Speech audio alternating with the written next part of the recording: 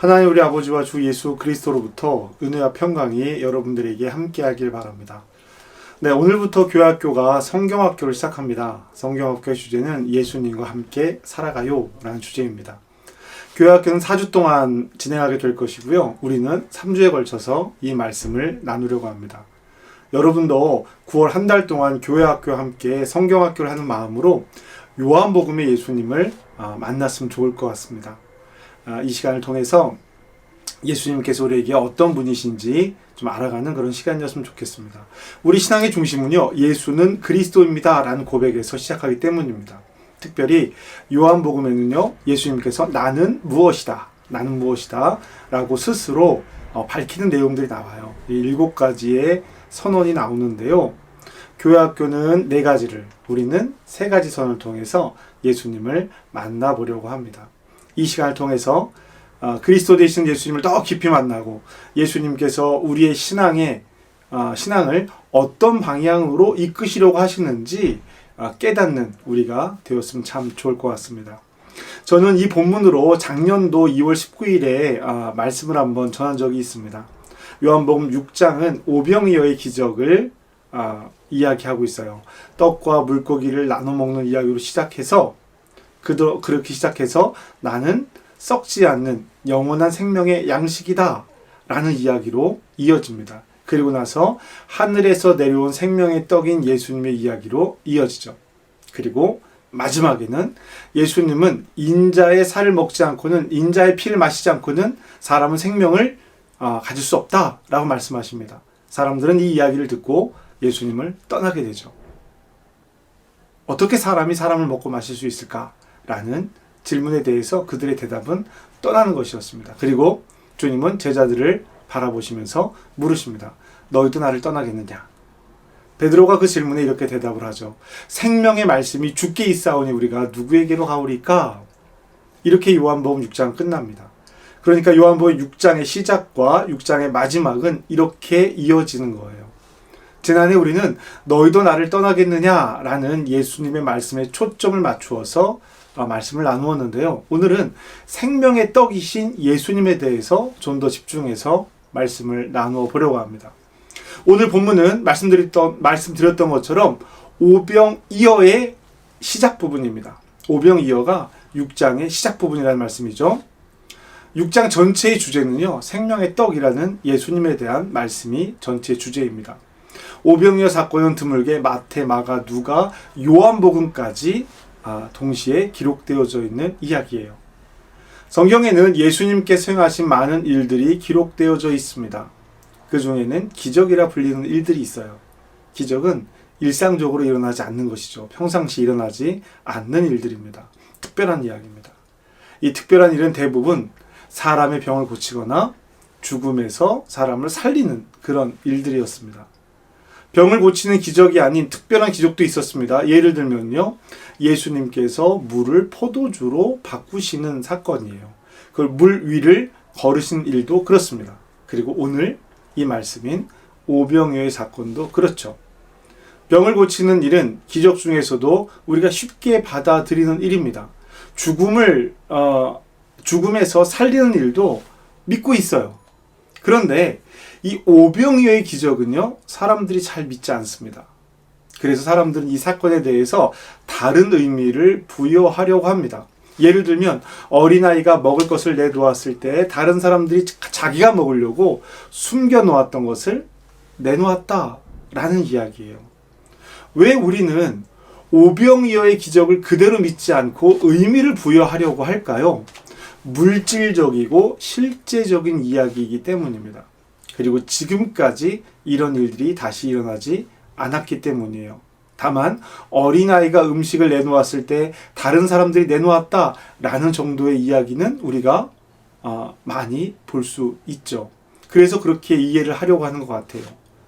요한복음에는요, 7가지 표적이 기록이 되어져 있는데 이 7가지 표적은요, 예수님께서 하나님의 아들 메시아임을 나타내는 특별한 기적입니다. 오늘 말씀도 그 중에 하나예요. 요한은 예수님을 따르는 많은 사람들이 예수님께서 병자를 고치시는 것을 본 사람들이라고 이야기하고 있습니다. 2절 말씀이죠. 큰 무리가 따르니 이는 병자들에게 행하시는 표적을 보았음이로라. 아멘. 많은 사람들이 모였어요. 예수님이 병 고쳐주는 것을 본 많은 사람들이죠. 밥때가 되었습니다. 예수님은 요한복음에서 예수님은요, 빌립에게 사람들에게 먹을 것을 주자고 말씀하십니다. 5절 말씀이에요. 예수께서 눈을 들어 큰 무리가 자기에게로 오는 것을 보시고 빌립에게 이르시되 우리가 어디서 떡을 사서 이 사람들을 먹이겠느냐 하시니. 아멘. 다른 복음서에서는요, 제자들이 사람들이 많이 모인 것을 보고 식사 때가 되자 먹을 것을 각자 가서 찾아 먹고 오게 하자라고 이야기하면서 시작이 됩니다. 그런데 요한의 기록은요, 예수님께서 빌립에게 우리가 어디서 떡을 사서 이 사람들을 먹일 수 있을까라고 말씀하시는 거예요. 왜 이렇게 말씀하시느냐? 요한복음에서는요, 이렇게 말씀하시면 친히 어떻게 하실지 아시고 빌립을 시험하고자 하심이라.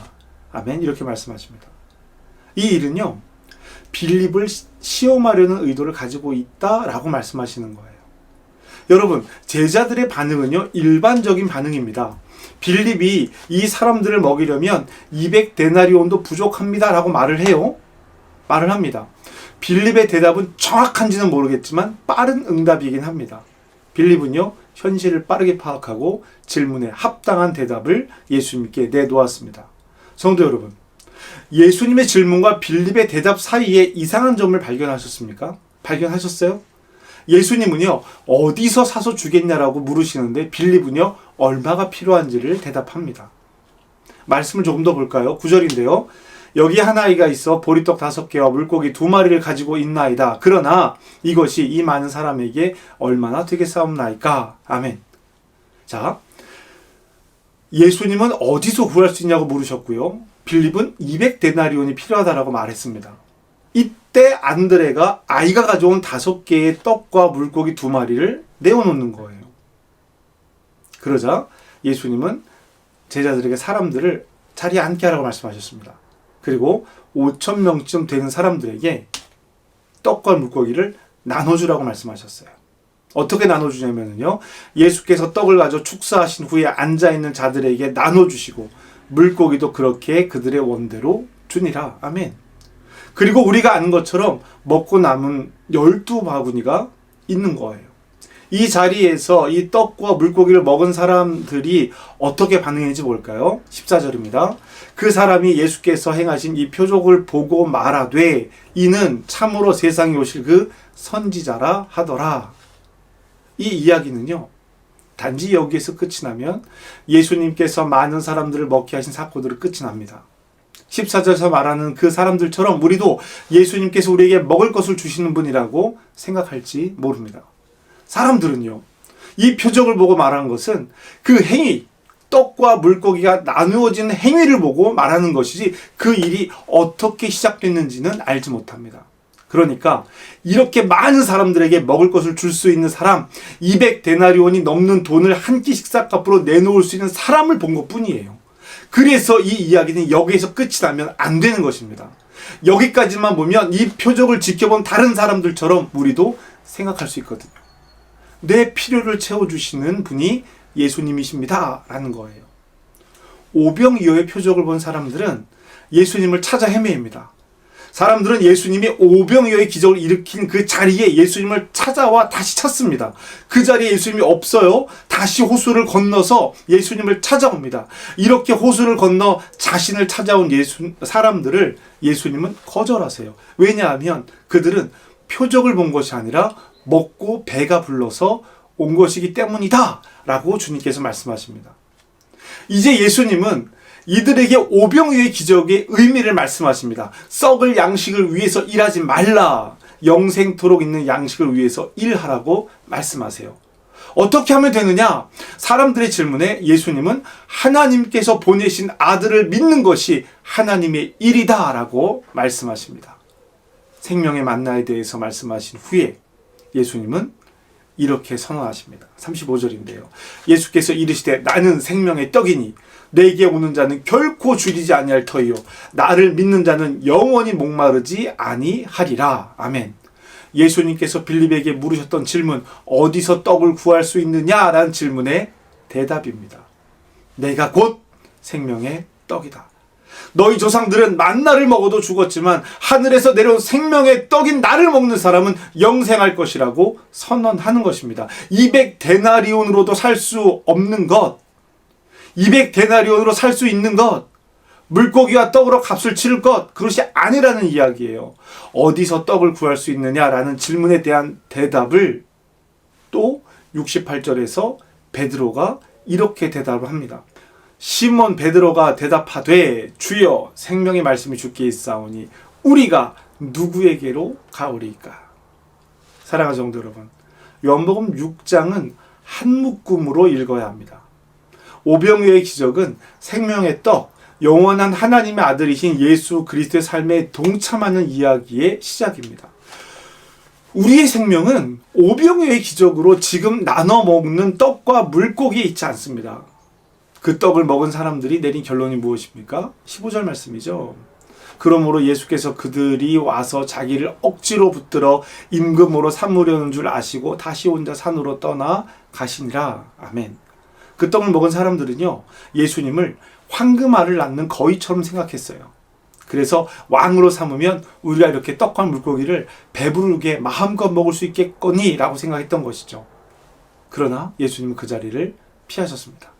그리고 예수님을 왕으로 삼으려고 했던 사람들은 예수님께서 자신의 생명의 떡으로 말씀하시고 자신을 먹고 마셔야 영생을 얻을 수 있다라고 말씀하시니까 다 떠나가 버립니다. 성도 여러분, 예수님께서 자신을 생명의 떡이라고 말씀하실 때 그 의미가 무엇이겠습니까? 오병이어의 기적의 자리에 있던 사람들은 실제로 그것을 보았습니다. 그런데 주님은 그 떡이 아니다, 그 물고기가 아니다 라고 말씀하십니다. 우리를 살게 하는 것은 생명의 떡인 예수님이라고 스스로 말씀하십니다. 떡과 물고기를 원없이 먹게 해주는 것이 예수님의 일이 아니라는 거예요. 하늘의 떡, 생명의 떡은 우리의 영혼을 살리고 영이 사는 사람은 영원히 살게 되는 것입니다. 그런데 사람들은 떡과 물고기를 주는 예수님을 원합니다. 오병이어의 표적은요, 너희가 하늘에서 보내신 영원한 생명의 떡인 예수를 그리스도로 믿느냐라는 질문인 거예요.